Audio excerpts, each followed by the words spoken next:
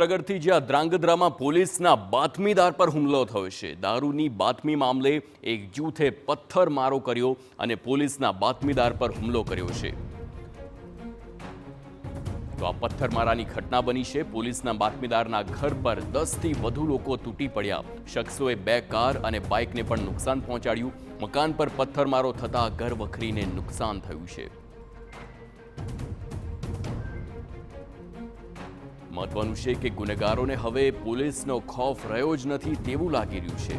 દારૂ અંગેની બાતમી પોલીસને આપનાર વ્યક્તિ પર જ એક જૂથે એકત્ર થઈને હુમલો કર્યો।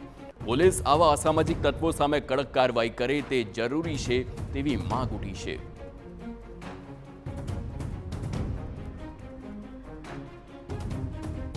સંવાદદાતા સાजिद બેલીમ ફોનલાઈન પર છે। સાजिद, જણાવશો આખો મામલો શું હતો? આખરે પોલીસના બાતમીદાર પર હુમલો થયો છે, શું છે સમગ્ર ઘટના?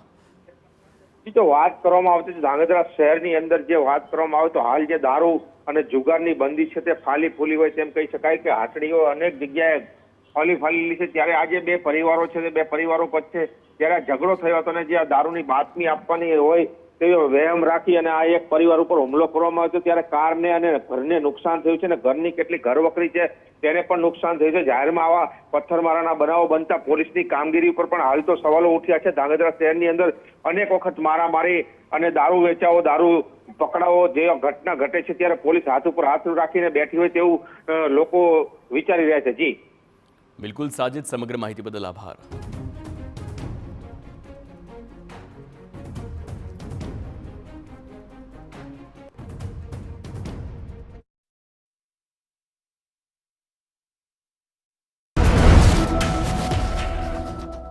બાપુ